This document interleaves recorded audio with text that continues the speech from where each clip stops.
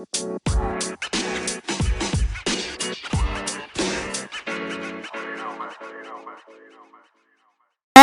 everyone, welcome back to Take the Snap. I'm JJ, and in this episode we'll be previewing the Patriots' upcoming season. Before we do that, let's talk about the news.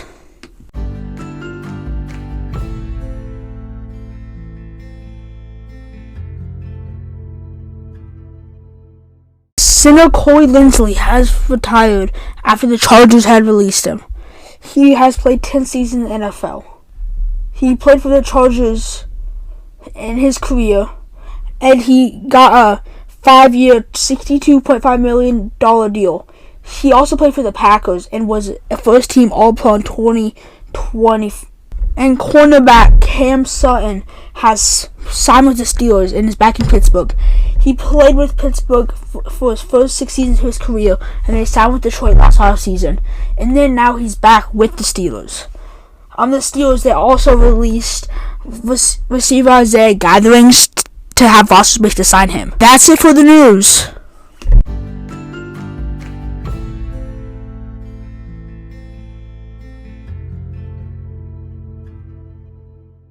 Now let's talk about the Patriots depth chart. We'll start by going through the starting roster. The starting quarterback is Jacoby Brissett, not Drake May. The starting running back is Mondre Stevenson. The starting wide receivers are Kendrick Bourne, Demario Douglas, and Jalen Polk. The starting tight end is Hunter Henry. The starting offensive tackles are Chukwuma Ofoka and Mike Owanu. The starting guards are Cole Strange and Sidey Sow, and the starting center is Jake Andrews.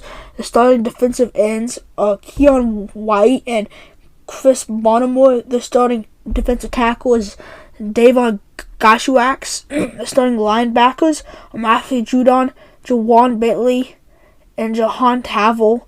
Another starting linebacker is Joshua Uchi. The starting cornerbacks are Jonathan Jones and Christian Gonzalez. And the starting safeties are Kyle Duggar and Jabril Peppers. The starting kicker is Chad Violent. The starting punter is Bryce Bargland. And starting punt returner is Demario Davis. Starting kick returner is Dalen Vega.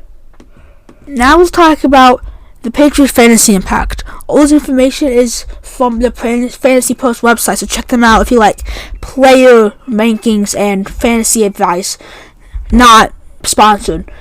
The best player in fantasy football is ranked 71st overall, the 22nd running back, Ramondre Stevenson. The backup running back, Antonio Gibson, is 142nd overall and the 45th running back. Hunter Henry, the tight end, is 155th overall and the 19th tight end. Demario Douglas is the 183rd overall and the 71st wide receiver. The second string wide receiver is 200th overall and the 76th wide receiver. The starting backup quarterback, Drake May, is 216 overall and the 30th quarterback. Javon Baker is the 232nd player overall and the 84th wide receiver. Kendrick Bourne is the 239th player overall and the 85th wide receiver. KJ Osborne is the 272nd player overall and the 97th wide receiver.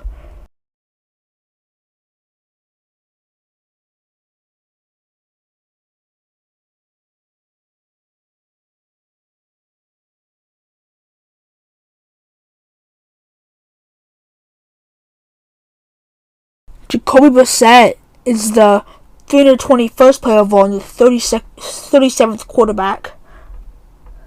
Juju Smith-Schuster is the 337th player overall and the 117th wide receiver. And Tyler Thornton is the 421st player overall and the 143rd wide receiver.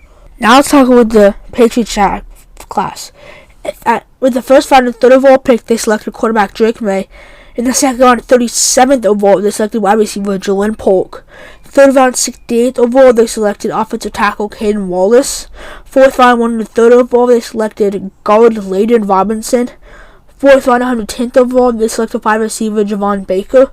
Sixth round, 180th overall, they selected cornerback Marcel Dial. Sixth round, 193rd overall, they selected quarterback Joe Mellon III.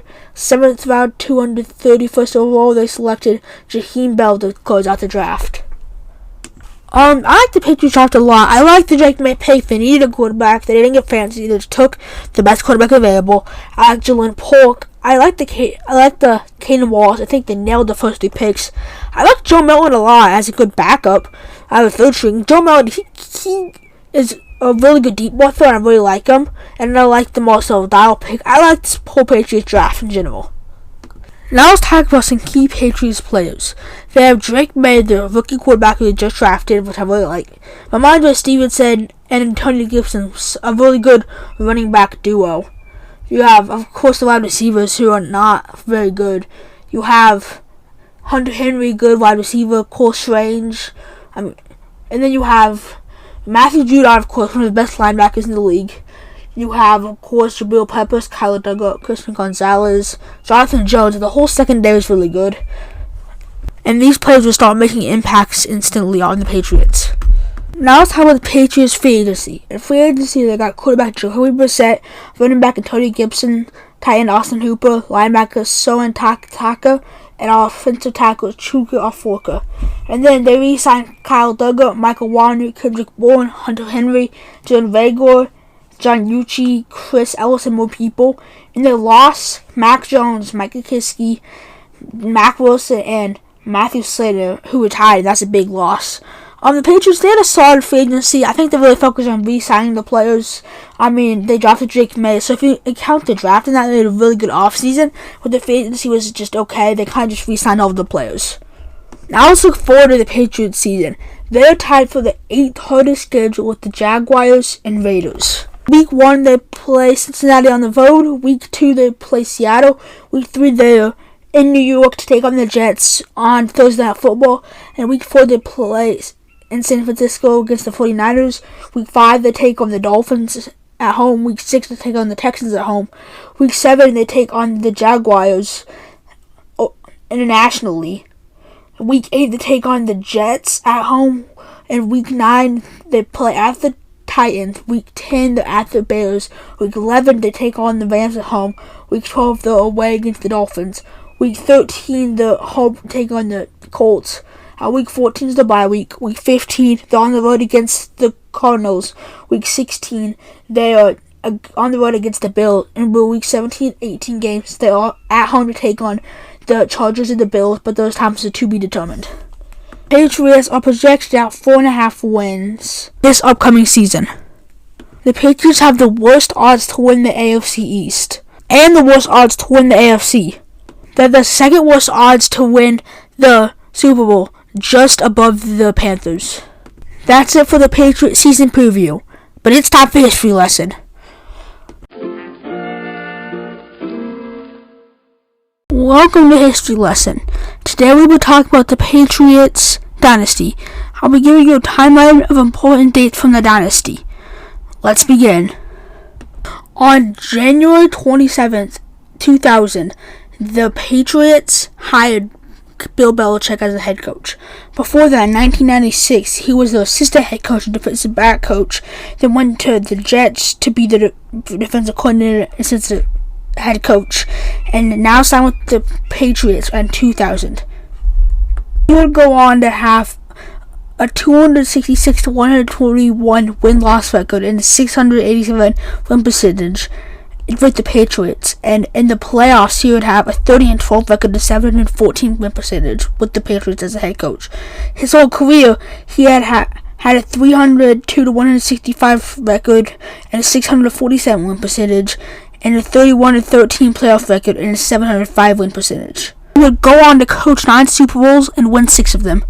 Then on April 16th, 2000, in the 6th round of the 2000 NFL Draft, the Patriots took a shot on a quarterback, Tom Brady, from Michigan, and boy did that turn out good. He had his 251-82 regular season record and a 35-13 postseason record. He won 7 Super Bowls and played in 10 Super Bowls, and he won 6 of the Super Bowls with New England and 1 with Tampa Bay. And I know that winning is not a quarterback stat, but the quarterback's the lead on the field, and he definitely was a big part and the biggest part in winning those games. Tom Brady would go on to have 89,214 career passing yards, 649 career passing touchdowns, and 212 career interceptions. He played 20 seasons with the Patriots and 3 with the Buccaneers. Then, on September 30th, 2001, Tom Brady would start his first game for the Patriots. The Patriots would end up winning 44-13, and he would have 168 yards, 13 completions to 23 attempts, 0 touchdowns, and 0 interceptions. Then, on February 3rd, 2002, the Patriots would play the Rams in Super Bowl 36. They would end up winning 20-17, and Tom Brady would have 16 completion to 27 attempts, 145 yards, and 1 touchdown. Like I said before, I know winning is a team game out of the quarterback stat. Like I said before, Tom Brady was the most important player in that dynasty, and he was really the leader. That Super Bowl marked the beginning of success for years to come for the Patriots. On April 21st, 2002, the Patriots fully committed to Tom Brady by trading Drew Bledsoe to the Buffalo Bills for a first-round pick. Drew Bledsoe would play 9 seasons for the Patriots, 3 for the Bills, and 2 for the Cowboys, piling up 44,611 career passing yards, 251 passing touchdowns, to 206 interceptions. Then, on February 1st, 2004, the Patriots would play another Super Bowl. They would take on the Carolina Panthers in Super Bowl 38. The Patriots would end up winning 32-29. And Tom Brady would have 354 passing yards, 32 completions to 48 attempts, 3 touchdowns, and 1 interception. Then, on February 6, 2005, the Patriots would play in Super Bowl 39 against the Eagles. It was a coaching battle between Bill Belichick and Andy Reid, and the Patriots would end up winning 24-21. Tom Brady would have 236 passing yards, 23 completions to 33 attempts, 2 touchdowns, and no interceptions. Then, on April 29th, 2007, the Patriots did the unthinkable. They sent a 4th-round pick to the Oakland Raiders, and in exchange got Randy Moss, which marks the beginning of an amazing offense. In his first season, he had 1,493 receiving yards for the Patriots. His second one, he had 1,008. And in his third season with the Patriots, he had 1,064 receiving yards.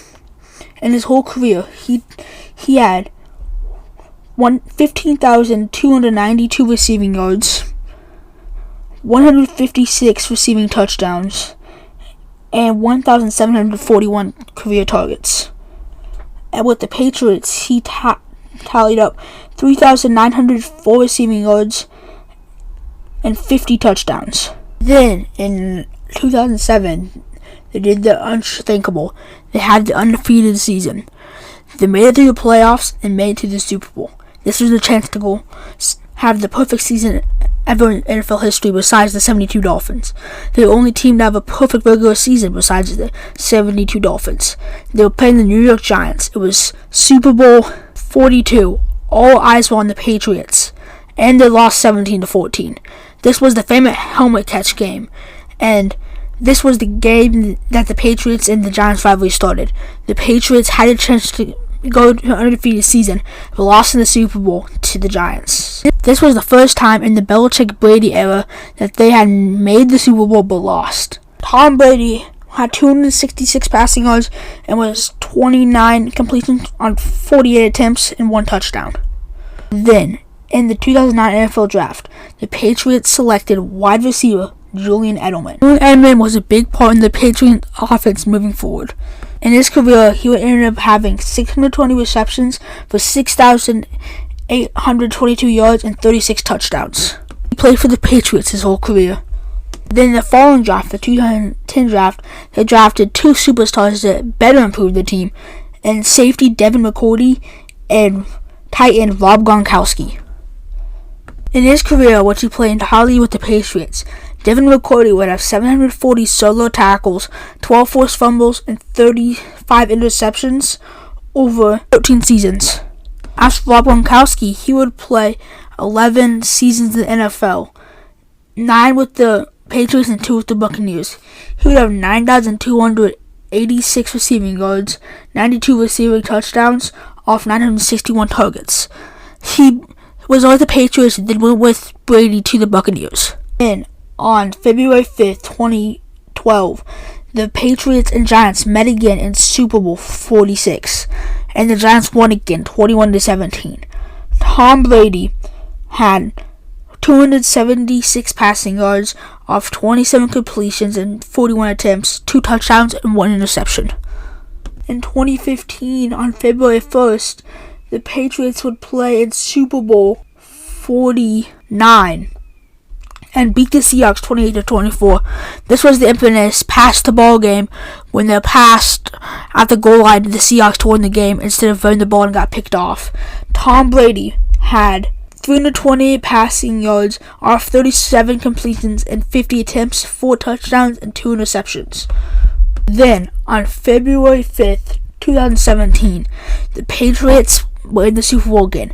They took on the Atlanta Falcons and were down 28-3 at halftime. But the Patriots made a comeback and won 34-28 in overtime. Tom Brady had 466 passing yards, 43 completions, and 62 attempts, 2 touchdowns, and 1 interception.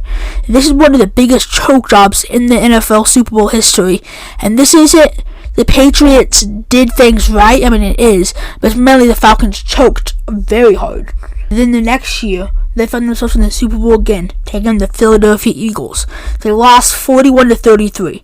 Tom Brady had 505 passing yards, 28 completions, and 48 attempts, 3 touchdowns, and no interceptions. And then the next year, they found themselves in the Super Bowl again. They've been playing the Los Angeles Rams and won 13-3 and one of the most boring Super Bowls ever. Tom Brady had 262 passing yards, 21 completions, and 35 attempts, 0 touchdowns, and 1 interception. But little did the Patriots know that was the last Super Bowl they would win their dynasty and really mark the end of the dynasty for the Patriots. Then after that season, Tom Brady announced his retirement, but then later changed his mind and signed with the Tampa Bay Buccaneers and went on to win one more Super Bowl. After that, in the 2021 NFL Draft, the Patriots would draft Mac Jones in the first round. That did not go well, and he is now a Jaguar. And on January 11th, 2024, the Bill Belichick and the Patriots agreed to part ways, and that officially marks the end of the Patriots dynasty. That's it for today. Thanks for listening to Take the Snap.